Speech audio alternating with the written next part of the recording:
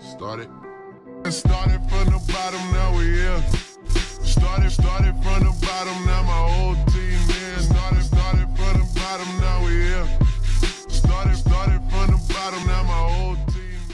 What's up, y'all? It's Quijuandas. Welcome back to my channel. I really appreciate your support. And today I will be talking about how I grew my natural hair and sharing a few tips on length retention.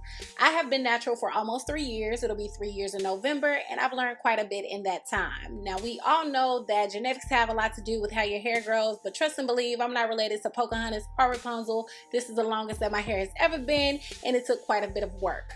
So I'm about to get into these tips, but before I do, please subscribe if you're not subscribed and turn on your post notifications.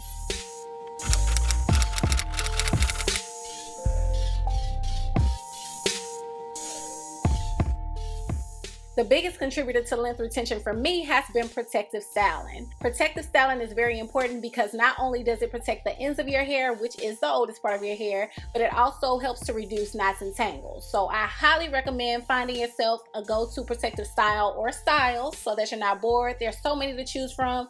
Just make sure whatever you choose is low manipulation and low maintenance so that your hands are not in your hair every day. Oh, and if you do decide to go the stylist route, make sure that it's a stylist that you can trust with a growing hand who won't take your edges out. Moisturizing your hair is also very important for length retention because dry hair breaks off easily. So make sure that you are properly moisturizing your hair. And I say properly because there is a such thing as moisture overload. But if your hair is feeling dry and looking stringy, it needs more moisture. And remember that water and water-based products are the best moisturizers, and it doesn't hurt to take it a step further and seal it with a little bit of oil.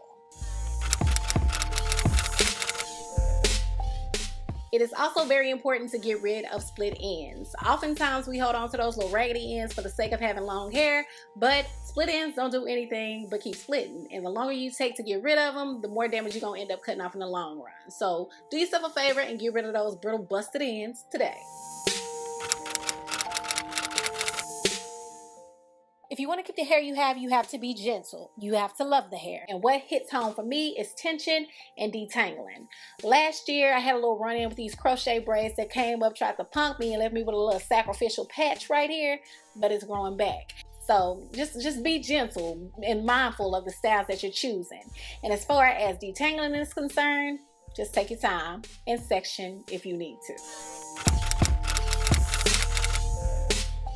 The last tip I have is to enjoy the journey because your hair is growing. It may not be growing at the rate that you want it to grow at, but it is growing. And there's so much research out there now on vitamins and oils and foods that help to stimulate hair growth, so that may be a route you want to take. I personally used a hair supplement a year into my transition because I felt like my hair was at a standstill, and although it was only a slight difference, it still helped. So if that's the route you choose to take, I say go for it. But in the meantime, patience is a virtue. So those are the tips that I have to grow and retain length. Comment any tips that you have below, and as always, don't forget to subscribe, like, comment, and share this video with all your people. And until next time, I will talk to y'all later.